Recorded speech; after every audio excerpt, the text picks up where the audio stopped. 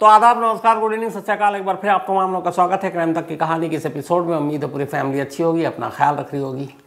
कल और परसों यानी कि 9 और 10 सितंबर, ये 2 दिन इस देश के लिए बहुत बड़ा दिन इसलिए कि एक साथ दुनिया के 20 सबसे ताकतवर देश के नेता दिल्ली में इकट्ठे हैं जी समिट के लिए। और तमाम मेहमानों का आना शुरू हो गया और लगभग तमाम मेहमान आ चुके हैं। तो कल और परसों 10 को दोपहर को ये ख़त्म हो जाएगा और फिर मेहमानों की रवानगी का सिलसिला शुरू हो जाएगा। हमारी क्राइम तक फैमिली मेंबर में से बहुत सारे लोगों ने एक सवाल किया कि G20 पे कितना खर्चा हो रहा है। खर्चा तो अच्छा खासा हो गया, और क्या जो इतने सारे मेहमान आ रहे हैं इन सब का खर्चा पानी भी हम ही उठाएंगे या कौन उठाएगा, कौन देगा, पैसे कहाँ से। दूसरा, इतने सारे मेहमान हैं तो दिल्ली में इंतज़ाम कैसा है। कल आपको मैंने सिक्योरिटी के डिटेल में बताया। कुछ लोगों का था G20 ये है क्या और ये क्यों बैठ रहे हैं तमाम देश के नेता। तो मुझे लगा कि ये सारी चीज़ें आपके सामने आज डिटेल में बताता हूँ, लेकिन उससे पहले एक बड़ी दिलचस्प चीज़ बताता हूँ आपको। बहुत साल पहले मैंने कहानी सुनाई होगी डिटेल में आपको। तंदूर केस दिल्ली में हुआ था, जिसमें नैना साहनी एक महिला, एक पत्नी, जिसका उसी के पति सुशील शर्मा ने कत्ल किया था, और फिर लाश को तंदूर में ले आकर बटर डाल कर जलाने की कोशिश की थी और फिर पकड़ा गया था। ये तंदूर कांड यहाँ पे हुआ था। ये कनॉट प्लेस का वो इलाका है जहाँ पे एक बगिया रेस्तरां हुआ करता था, और उसके बराबर में एक बड़ा होटल था, उसका नाम था अशोक यात्री निवास। बाद में तंदूर कांड के बाद चूँकि इतना चर्चित हुआ, बहुत सारी चीज़ें बदली, वो रेस्तरां भी बंद हुआ, वो होटल भी बंद हुआ, और अब उसी जगह पर एक नया 5 सितारा होटल बना है। उसका नाम है शैंग्रीला। शैंग्रीला बिल्कुल मेरिडियन के सामने है, और इस शैंग्रीला होटल में भी G20 के बहुत सारे मेहमान ठहर रहे। तो तंदूर कांड जहाँ हुआ बस उसी जगह पे ये होटल है, बट मैं इसलिए नहीं बता रहा हूँ कि वहाँ मेहमान ठहर रहे हैं। इस होटल में जो कमरा था उससे आप G20 के दौरान दिल्ली के बारे में आसानी से पता कर सकते हैं कि क्या कुछ चल रहा है। तो इस शैंग्रीला होटल में 8 से 10 हज़ार रुपये में एक नाइट, 1 नाइट का कमरा मिल जाता था। 8, 10, 12 हज़ार। आज सुबह की आपको बात बता रहा हूँ। एक गेस्ट को इसी होटल में एक रूम चाहिए था, और वो अपना यही इंडियन है और मुंबई से आया। तो बाकी जगह तो सब फुल है। शैंग्रीला ने कहा ठीक है, आप रूम है, कुछ ले लीजिए। उस रूम का रेंट फॉर 1 नाइट 2.5 लाख रुपए।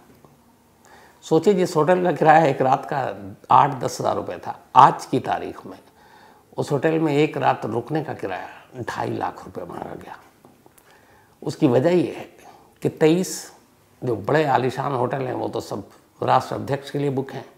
बाकी 1 लाख से ज़्यादा स्टाफ हैं, डेलीगेशन है, डिग्नेटरीज़ हैं, उन सब के लिए है। बहुत सारे तो स्टाफ अलग अलग एम्बेसी में ठहरे हुए, क्योंकि दिल्ली में तमाम देशों के दूतावास हैं। और इन सब के साथ साथ एक बड़ी दिक्कत और आ गई है, वो है कार की, गाड़ियों की। हर एम्बेसी ने अपने अपने हिसाब से जो राष्ट्र अध्यक्ष आए उनके स्टाफ के लिए, सिक्योरिटी स्टाफ के लिए गाड़ियाँ मांगी। अब मांगने वाले तो 40-50 भी मांग रहे हैं, लेकिन क्या इतनी गाड़ियाँ हैं? तो उतनी थी नहीं जितना इंतज़ाम, मतलब ये था कि इतनी इतनी गाड़ियाँ देंगे। तो कई ऐसे देश हैं, जैसे उसमें एक सऊदी अरब है, और इसके अलावा 1-2 देश और हैं, ब्रिटेन भी है। उन्होंने कहा हमें गाड़ियों की ज़्यादा ज़रूरत है। अब गाड़ियों की और डिमांड शुरू हुई। तमाम अब एम्बेसी जो है अपने अपने तरीके से कार हायर करने में लग गए। अब ये हुआ कि एक तो हायर कर रहे हैं वो ठीक है, अब जैसे ओमान जैसे देश भी यहाँ पर आए हुए उनके राष्ट्राध्यक्ष, बट एक अजीब सबकी फरमाइश वो ये कि हर एक देश जो कार मांग रहा है उनकी शर्त ये है कि ये ब्लैक कलर का होना चाहिए, मतलब काले रंग की कार। अब एक साथ महंगी महंगी कारें और सब ब्लैक कहाँ से लाएं? एक जो हायर कंपनी जो गाड़ियों को सप्लाई कर रही है, KTC सबसे बड़ी एक कंपनी है दिल्ली में, तो वो लगभग 65% डिमांड को पूरी कर रही है। लेकिन अब डिमांड ये है कि ब्लैक कार चाहिए। तो अब UAE से, दुबई से, नेपाल से और इंडिया के अलग अलग शहरों से, मुंबई से, हैदराबाद से, कोलकाता से, उदयपुर से, जोधपुर से, यहाँ से तमाम महंगी गाड़ियाँ मंगाई गई कि ताकि डिमांड पूरी की जा सके।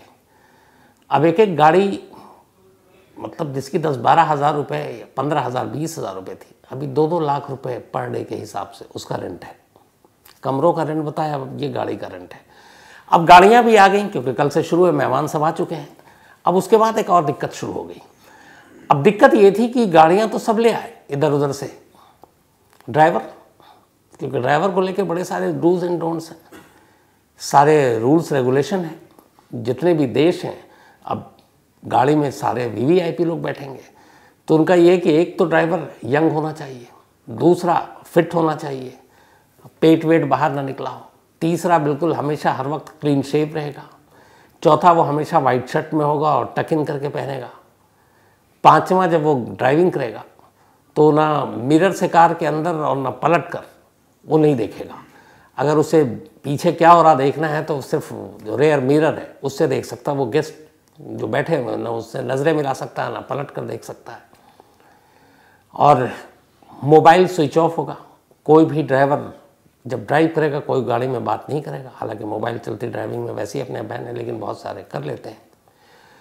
तो और दिल्ली के सारे रूट्स पता हों, ये सारी शर्तें तो हो गई। लेकिन सबसे टफ शर्त ये थी कि वो ड्राइवर ऐसा होना चाहिए कि अगर कोई इमरजेंसी हालात हो, सिचुएशन हो, तो वो उससे निकाल कर ले जा सके।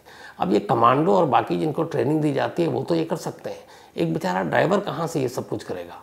वो अपनी नौकरी देखे या फिर ये भी देखे कि, हालांकि उसमें मुझे लगा कि न्यूज़ चैनल के जितने गाड़ियों के ड्राइवर होते हैं वो बेस्ट है, क्योंकि उन्हें पता है कि किस सिचुएशन में कैसे भागना है, किस स्पीड में भागना है।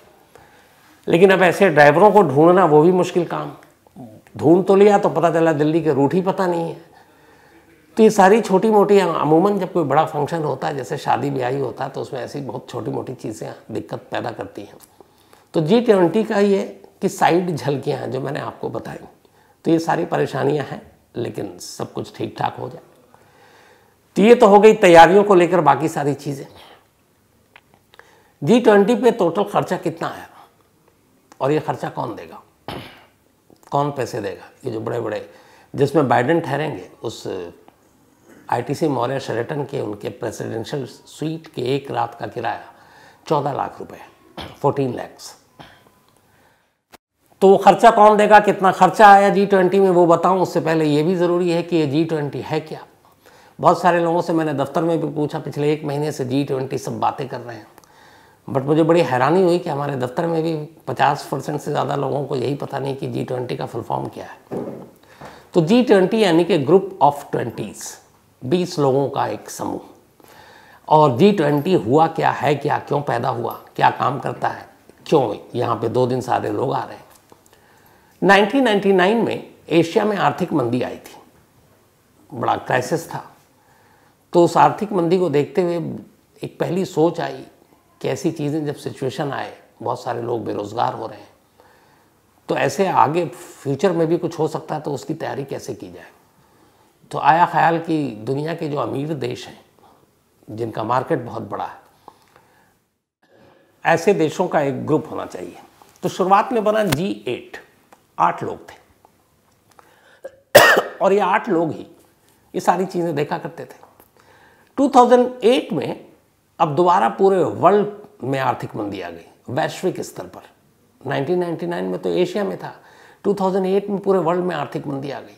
अब पूरा वर्ल्ड जो है वो एकदम बेरोजगारी, पैसे नहीं, तबाही मची हुई है। तो हर सरकार हिल गई, क्या करें। तब उस वक्त G8 ने यह तय किया कि ऐसा करो कि एक G20 बनाते हैं, 20 लोगों के देश का एक समूह।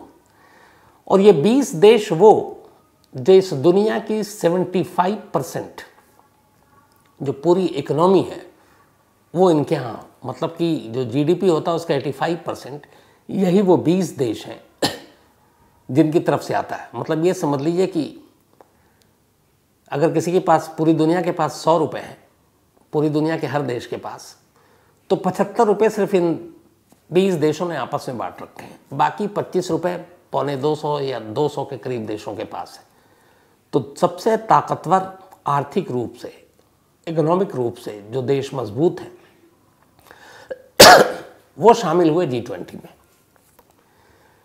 लेकिन हुआ क्या कि 1999 में जब ये G8 था, तो G8 में ये होता था कि उस वक्त सिर्फ हर देश के जो फॉरेन, बल्कि फाइनेंस मिनिस्टर जो होते थे, वित्त मंत्री, वो या फिर उन देशों के बैंक के जो गवर्नर होते थे, जैसे हमारा RBI, reserve bank of India, इसके गवर्नर, तो फाइनेंस मिनिस्टर और रिजर्व बैंक के गवर्नर शामिल हुआ करते थे। लेकिन 2008 में जब पूरी दुनिया में आर्थिक मंदी आई, तब पहली बार ये हुआ कि नहीं, इन लोगों के बस की बात नहीं है, इन 20 के 20 देशों की जो राष्ट्र अध्यक्ष हैं, टॉप मोस्ट लीडर, उनको इस बैठक में बैठना चाहिए। तो फिर उस 2008 से ये शुरू हुआ कि हर देश के या तो प्रेसिडेंट या प्राइम मिनिस्टर G20 में हिस्सा लेंगे, और मकसद सिर्फ एक होगा और कुछ नहीं, वो ये कि आर्थिक हालात पे बात करेंगे कि अगर फिर कभी मंदी आता तो कैसे निपटे, इकोनॉमी कैसे बेहतर होगी, लोगों की ज़िंदगी पैसों के ज़रिए कैसे और अच्छी की जा सकती है। तो कुल मिलाकर G20 का इकलौता और एक ही मकसद था, और वो था इकोनॉमी, पैसे, उसके ज़रिए सारी चीज़ों को सही करना। तो 2008 में फर्स्ट टाइम G20 की बैठक हुई, जिसमें सारे राष्ट्र अध्यक्षों ने हिस्सा लिया। तो G20 की शुरुआत कायदे से जो जन्म हुआ 2008 में हुआ, और G20 की पहली बैठक हुई थी वाशिंगटन DC, अमेरिका में। और उस बैठक में तब हमारे प्राइम मिनिस्टर जो थे डॉक्टर मनमोहन सिंह थे, उन्होंने हिस्सा लिया था। फिर उसके बाद G20 में 20 देश हैं, 19 कायदे से देश हैं, और ये जो 19 देश हैं, इंडिया है, अर्जेंटीना है, ऑस्ट्रेलिया है, ब्राज़ील, कनाडा, चीन, France, Germany, Indonesia, Italy, Japan, Korea, Mexico, रूस, सऊदी अरब, दक्षिण अफ्रीका, तुर्की, यूनाइटेड किंगडम, यूए, बल्कि संयुक्त राज्य अमेरिका, USA, और एक, ये 19 कंट्री हैं, और एक यूरोपीय संघ है। तो ये 20 देश हैं जो इसमें हिस्सा लेते हैं, और इन्हीं 20 देशों के पास आप ये समझिए कि पूरी दुनिया की 75% दौलत है। तो 2008 में शुरू हुआ। हर साल G20 में ये तय हो चुका है कि मेज़बानी अलग अलग देश करेगा, मतलब जो होस्ट करेगा। 2008 में अमेरिका ने किया, 2009 में किसी और ने किया, इसी तरह सिलसिला चलता रहा। अभी लास्ट जो 2022 का था वो बाली में हुआ था, इंडोनेशिया ने किया था। 20 कंट्री हैं, तो 20 के 20 को मेज़बानी करनी है, और वो रोस्टर के हिसाब से सबकी बारी आएगी। तो हमारी बारी अब आई है, 2008 से शुरू हुआ, 2023 में आई है, और ये 18th G20 की बैठक है। तो हम 18वें मेज़बान है, होस्ट। नेक्स्ट 2024 में जो होना है वो ब्राज़ील में होना है। तो G20 ग्रुप ऑफ 20 देश, और सिर्फ इकोनॉमी, आर्थिक हालात पे बात करनी है। लेकिन जिस एजेंडे से इसकी शुरुआत हुई बाद में बदलने लगा। आर्थिक मंदी दूर हो गई, दुनिया ठीक ठाक हो गया, अब एजेंडा चेंज हो गया, अब टेररिज्म आ गया, इसके अलावा एक दूसरे देश के लड़ाई झगड़े, ये सारी चीज़ें शुरू हो गई। तो G20 का जिस मकसद से जन्म हुआ था वो मकसद कहीं ना कहीं पीछे रह गया। अब G20 में बाकी मुद्दों पे भी बात होने लगी, जैसे पॉल्यूशन पे बात होने लगी, जलवायु परिवर्तन पे बात होने लगी, टेररिज्म पे बात होने लगी, और जो बेसिक इकोनॉमी की बात थी वो हाशिए पर हो गई। हर देश जो होस्ट होता है अपने हिसाब से एजेंडा तय करता, बाकी लोग फिर उसी हिसाब से काम करते हैं। तो G20 का जो जन्म हुआ था जिस मकसद के लिए, वो असल में वो कहीं ना कहीं धीरे धीरे खोता जा रहा है। अब इस बार हमारे यहाँ है तो सिर्फ इकोनॉमी नहीं, बाकी भी बहुत सारे इशू हैं, जलवायु परिवर्तन है, टेररिज्म है, और भी अभी नई नई जो टेक्नोलॉजी है, AI है, आर्टिफिशियल इंटेलिजेंस, इस पर भी बात होगी। तो 20 देश ये हैं, और एक होस्ट नेशन को एक एडवांटेज दिया जाता है कि आप चाहें तो अपने कुछ खास मेहमानों को बुला सकते हैं। तो भारत ने 9 और देशों को बुलाया, जिसमें हमारे पड़ोसी मुल्क ज़्यादातर हैं, पाकिस्तान को छोड़कर। तो 29 देश के राष्ट्र अध्यक्ष कल और परसों प्रगति मैदान के भारत मंडपम में बैठकर एक छत के नीचे 1.5 दिन तक मंथन करेंगे। हाँ, इसमें 2 बड़े जो टॉप लीडर नहीं हैं, उसमें से एक जिनपिंग, चीन के जो सबसे बड़े नेता, वो नहीं आ रहे हैं, उनके विदेश मंत्री आ रहे हैं। दूसरे पुतिन कई और वजह से नहीं आ रहे। एक स्पेन के प्रेसिडेंट को आना था, पता चला कि सुबह वो कोरोना पॉजिटिव हो गए, तो वो भी नहीं आ रहे, तो उनकी जगह पे कोई और लीडर आएंगे। तो ये तो हो गई सारी बातें इन लोगों की। अब सवाल ये है कि यहाँ पर ये आए, और ये जो पूरा खर्चा है, ये खर्चा कौन देगा और खर्चा हुआ कितना? असली बात अब पैसे की करते हैं, क्योंकि G20 का मतलब ही पैसा है। इस G20 की तैयारी के लिए दिल्ली में जो कुछ हुआ, उसमें करीब 41,000 बल्कि 4100 करोड़ रुपए का खर्चा आया, और ये खर्चा अलग अलग एजेंसियों ने दिया, अलग अलग मिनिस्ट्रीज ने दिए। इनमें से सबसे जो खर्चा है पूरा, मैंने आपको बताया कि 4100 करोड़ का खर्च है, लेकिन जो सबसे ज़्यादा खर्चा इसमें से है वो 2700 करोड़ रुपीस, 2700 करोड़ रुपए उस प्रगति मैदान पर खर्च हुए हैं जिस भारत मंडपम में ये G20 की बैठक होनी है। ये करीब 2017 में प्रगति मैदान हमारे यहाँ जाना जाता है, हर साल यहाँ ट्रेड फेयर लगता है नवंबर में, 14 नवंबर से 27 नवंबर तक। पिछले 2-3 सालों से हो नहीं रहा था क्योंकि 17 में इसको रीडेवलप करने का काम शुरू हुआ था, तब उसी प्रगति मैदान में ये बना है। तो ये एक बहुत बड़ा कन्वेंशन सेंटर है और करीब 750 जो भारत मंडपम है, सिर्फ अकेले इस पर 750 करोड़ रुपए का खर्चा आया। पूरे जो कन्वेंशन सेंटर है उसमें और भी बहुत सारी चीज़ें हैं, आपको म्यूज़ियम है, बाकी चीज़ें हैं, लेकिन सिर्फ अकेला जिस भारत मंडपम के अंदर ये मीटिंग होनी है उस पे 750 करोड़ रुपए का खर्चा आया। 2700 करोड़ टोटल खर्चा है इसका। और इसमें कहते हैं कि एक बार में 7,000 लोग बैठ सकते हैं। 3 फ्लोर का है ये भारत मंडपम और इसमें एक है, उसको विंडो ऑफ दिल्ली भी कहते हैं। वहाँ से आप बैठकर India gate, Rashtrapati Bhavan, parliament ये सब देख सकते हैं। ये उसकी खासियत है। तो खूबसूरत बना है और भारत मंडपम का उद्घाटन अभी पिछले महीने ही प्राइम मिनिस्टर ने हमारे किया था। तो सिर्फ 750 करोड़ रुपए इस पर खर्च हुए और टोटल 4100 करोड़ रुपीस इस G20 की तैयारी के लिए खर्च हुए। अब सवाल ये, पैसे जो खर्च हुए या जो बाकी मेहमान आ रहे हैं उनका खर्चा भी क्या कौन उठाएगा? तो एक नियम और कानून है, वो ये है कि ये जो भारत मंडपम हमने बनाया या फिर दिल्ली को इतना खूबसूरत में सारी साज सजावट और इन सब पे खर्चा हुआ है, ये तो हमारे जेब से गया, ये हमारा है। लेकिन जो मेहमान आ रहे हैं अब उनका भी बहुत खर्चा है, तो उन मेहमानों का खर्चा कौन उठाएगा? अब खर्चे के लिए सिर्फ एक एग्जाम्पल एक आदमी का देता हूँ, आप उससे अंदाज़ा लगा लीजिए कि उसका खर्चा फिर कितना होगा। जो अमेरिकी प्रेसिडेंट हैं, जब ये अपने देश से बाहर किसी देश में जाते हैं तो उनका क्या खर्चा होता है? और जैसे एग्जाम्पल के तौर पे मैंने आपको बताया कि दिल्ली में इस वक्त सबसे बेस्ट 5 या 7 स्टार होटल है, सिक्योरिटी के लिहाज से भी वो ITC मौर्या ही है, मौर्या शेरेटन। और वहीं पे जो बाइडेन रुकेंगे, जिस प्रेसिडेंशियल स्वीट में रुकेंगे उसका रेंट है 14 लाख पर नाइट और 3 फ्लोर US एम्बेसी ने पूरे बुक करा रखे। 3 फ्लोर पे कोई और नहीं होगा। अब लाओ लश्कर भी पूरा साथ होता है, स्पेशल सीक्रेट साथ में है उनके और अपने स्टाफ साथ में है। तो जब ये इनका खर्चा खाली समझिए, फिर उसके बाद आगे बताता हूँ आपको। US गवर्नमेंट अकाउंटेबिलिटी ऑफिस की एक रिपोर्ट है, वो बताती है कि सिर्फ प्रेसिडेंट के फैमिली पर, मतलब 2 महीने का एक उन्होंने उस वक्त का दिया था, 33 करोड़ रुपए खर्च आता है अगर प्रेसिडेंट उस वक्त उनके साथ ना हो। अब प्रेसिडेंट साथ हो तो फिर क्या होता है? प्रेसिडेंट जब साथ हो तो अगर ये देश से बाहर निकलते हैं तो US प्रेसिडेंट के एक दिन का खर्चा है 24 करोड़, 24 करोड़, यानी हर घंटा 1 करोड़। अब उसके हिसाब से आप मिनट के हिसाब से जाइए तो वो लाखों में ही बैठेगा। अब इस खर्चे में शामिल क्या होता है? इस खर्चे में उनका रुकना, उनकी सिक्योरिटी, उनके कारों को एक जगह से दूसरी जगह पहुंचाना, उनके एयरफोर्स 1 का खर्चा।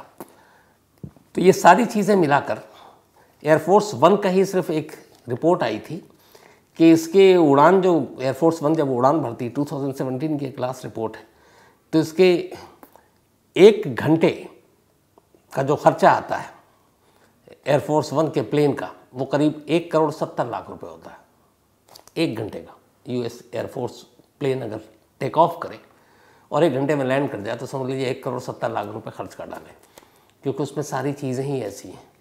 फिर जब US प्रेसिडेंट निकलते हैं तो उनकी दूसरी जो ग्लोब मास्टर प्लेन है उससे उनकी सारी गाड़ियों का काफिला आता है, द बीस्ट और बाकी सारी चीज़ें। इसमें जो प्रेसिडेंट का खर्चा है पूरा, मैंने कहा पर डे में 24 करोड़, इसमें से आधे से ज़्यादा खर्चा उनके सीक्रेट सर्विस एजेंट्स पे खर्च होता है। और बाकी जो उनकी सुरक्षा का सारा तामझाम है। तो सिर्फ 24 घंटा और 24 करोड़। तो अब कायदे से अगर आप जोड़ना शुरू कीजिए, आज शाम को जो बाइडेन आएंगे, कल शाम तक 24 करोड़ और उसके बाद परसों शाम तक 48 करोड़। लेकिन वो परसों दोपहर को ही निकल जाएंगे, तो कुछ 4 घंटे हटा दीजिए तो 48 की जगह पे अराउंड 40 करोड़। तो जो बाइडेन यहाँ पे जो रहेंगे मुश्किल से 2 रात और 1.5 दिन, तो 40 करोड़ रुपया उनका अकेले का खर्चा है। अब हमारे प्राइम मिनिस्टर का खर्चा कितना है? ये तो हो गया यूएस प्रेसिडेंट का खर्चा। हमारे प्रेसिडेंट की सुरक्षा की जिम्मेदारी स्पेशल प्रोटेक्शन ग्रुप को सौंपा गया, एसपीजी। पहले एसपीजी और भी वीवीआईपी लोगों को सुरक्षा दिया करती थी, लेकिन अब सिर्फ प्राइम मिनिस्टर को देते हैं, बाकी लोगों को अब सीआरपीएफ और ये लोग देते हैं। तो एसपीजी को खास ट्रेन किया गया है पीएम की सुरक्षा के लिए। अमेरिकी सीक्रेट जो सर्विस के लोग हैं, जो वहाँ के प्रेसिडेंट को जिस तरीके की सुरक्षा देते हैं, उसी की तरह ही एसपीजी की तैयारी कराएगी। बहुत टफ होता है एसपीजी को शामिल करना और ज्वाइन करना। मतलब आप हर टेस्ट में जब पास हो जाए, टफेस्ट, तब आप उस लायक होते हैं कि आप एसपीजी को शामिल करें। अभी हमारे एसपीजी के चीफ मिस्टर सिन्हा साहब, उनकी डेथ हो गई थी, वो बीमार थे 2 दिन पहले। तो एसपीजी सिर्फ प्राइम मिनिस्टर को सुरक्षा देती है। और हमारा जो है अमेरिका का पर डे का, मैंने आपको बताया कि एक दिन 24 घंटे में 24 करोड़ रुपए उनका खर्च होता है। हमारा 14-15 एक साल में 289 करोड़, 15-16 330 करोड़, 19-20 540 करोड़, 20-21 बल्कि 21-22 429 crore, 22-23 latest financial year 386 crore. यानी कि पर डे हमारे प्राइम मिनिस्टर की सुरक्षा पर 1 करोड़ 17 लाख रुपए का खर्च आता है, सिर्फ प्राइम मिनिस्टर की सुरक्षा पर 1 करोड़ 17 लाख रुपए 24 घंटे एक दिन का। तो ये तो होगी खर्चे की बात। अब सवाल यह है कि बाइडेन के अलावा और भी 20 और 9 29 देश के राष्ट्र अध्यक्ष यहाँ आ रहे हैं। सभी को गाड़ियाँ चाहिए, सभी होटल में ठहरे हुए हैं। तो ये जो सारा खर्चा है ये हम नहीं उठाएंगे, ये जो देश आ रहे हैं ये खुद उठाएंगे। जैसे ये अमेरिका अपना खर्चा पूरा खुद उठाएगा, ब्रिटेन अपना उठाएगा, फ्रांस अपना उठाएगा, सऊदी अरब अपना उठाएगा। तो जितने भी देश जो इसके मेंबर हैं वो सब अपना उठाएंगे। और जिन 9 देशों को हमने इनवाइट किया है उनका भी आने जाने का और ये सब ठहरने का खर्चा वही उठाएंगे। सिर्फ और सिर्फ हम जो खर्च उठाएंगे वो ये है कि जब भारत मंडपम में जो मीटिंग होगी 1.5 दिन तक, उस भारत मंडपम के अंदर जो भी खाना पीना, लंच वंच, ये सारे जो खर्चे हैं वो खर्चा हमारा होगा। जो सैटरडे को प्रेसिडेंट ऑफ इंडिया ने डिनर दिया है सारे गेस्ट के ऑनर में, वो खर्चा हमारा होगा। बाकी इनके रुकवाने का, इनके ठहरने का, इनकी गाड़ियों का, इनके फ्लाइट का, ये मतलब ऐसे है कि सब आइए लेकिन अपने अपने खर्चे पर आइए। तो ये दस्तूर है, ऐसा नहीं कि ये पहली बार हो रहा है। हम भी जब G20 की समिट में भी लास्ट ईयर बाली गए थे, ये 2008 में पहली समिट में डॉक्टर मनमोहन सिंह गए थे, तो अपने खर्चे पर गए थे। तो ये है कि हर देश अपने खर्चे पर आएगा। तो इस बार भी जो देश आ रहे हैं तो कुल मिलाकर उन्हीं का खर्चा होना है। हमारा खर्चा बताया कि इस पूरी G20 की तैयारी में लगभग 4100 करोड़ का खर्चा आया। उसमें भी 750 तो सिर्फ ये भारत मंडपम और 2700 करोड़ 2700 करोड़ प्रगति मैदान के पूरे कन्वेंशन सेंटर को बनाने में आया, जो कि फ्यूचर में काम आएगा। अब वहाँ पे बहुत सारी चीज़ें होंगी, इवेंट्स होंगे, तो पैसे वापस भी आएंगे क्योंकि वो आप रेंट पे भी दे सकते हो। तो इसलिए खर्चा हमारा नहीं होगा, बस साज सच्चा खूबसूरती इन सब की चीज़ों के लिए जो कुछ हुआ है वो खर्चा हमारा होगा। तो बहुत सारे लोगों के सवाल थे, G20 का मौसम भी है, माहौल भी है, तो मैंने कहा कि चलिए आप तक ये पूरी जानकारी पहुंचा दूं। कुछ गड़बड़ हुई हो तो बता दीजिएगा। कहानी खत्म करूं उससे पहले भाई अपना सिलसिला, आज सोनाली पांचाल जी, इनका जन्मदिन है, तो हैप्पी बर्थडे सोनाली जी। और ये प्रकाश पांचाल जी, आदित्य एंड ध्रुव, इन्होंने भेजा है, थैंक यू सो मच आपके प्यार के लिए। मन्नत सैनी पंजाब से, इनका भी जन्मदिन है, तो हैप्पी बर्थडे मन्नत जी। और प्रदीप सिंह ने भेजा है। साथ ही शाइका मौर्य, बल्कि शिखा मौर्य, माफ़ी चाहता हूँ, शिखा मौर्य, इनका भी जन्मदिन है, तो हैप्पी बर्थडे शिखा। और ये तेज बहादुर मौर्य ने भेजा है, उनकी पत्नी है और भोपाल में रहते हैं। आलिशा खातून, इनका भी आज जन्मदिन है, तो हैप्पी बर्थडे आलिशा। और ये इम्तियाज़ खान ने भेजा है कुल्टी से, और ये उनके हस्बैंड हैं। साथ ही कैफ सुल्तान, इनका भी जन्मदिन है, तो हैप्पी बर्थडे कैफ। और ये सकलैन ताहिर ने भेजा सिवान बिहार से। श्रवण सिंह ढींग सराय, थैंक यू सो मच आपके मेल के लिए। शंकर सिंह सोलंकी एक कहानी की फरमाइश की है। गाजी आफ्ताब, बल्कि गाजी अब्बास, इन्होंने कहा कि कल आपने पूरी डिटेल में सिक्योरिटी बता दी क्या क्या हो रहा, तो इससे तो दुश्मन खासतौर पर पाकिस्तान इन लोगों को पता चल जाएगा, तो फिर गड़बड़ हो जाएगा। तो ऐसा नहीं है गाजी साहब, ये जो मैंने बताई ये सबको दिखती है। कुछ सिक्योरिटी ऐसी होती है जिसके बारे में किसी को पता नहीं होती, वो बहुत ही सेंसिटिव और क्लासीफाइड होती है, वो हम तक भी नहीं पहुँचती, हम लोगों तक भी। तो इसलिए जो ऊपरी दिख रहा है वही हम आपको बता रहे हैं, जो अंदर खाने में है वो किसी को नहीं मालूम सिवाय एजेंसियों के। श्रवण कुमार, इन्होंने भी एक कहानी की फरमाइश की है। Ghazala Parveen, thank you so much आपके इस प्यार के लिए। इसके अलावा अतुल कुमार, इन्होंने भी एक कहानी की फरमाइश की है। तो कहानी में आज इतना ही। अब आपसे मुलाकात होगी कल रात 9 बजे किसी नई कहानी के साथ। तब तक अपना ख्याल रखिएगा। Thank you very much.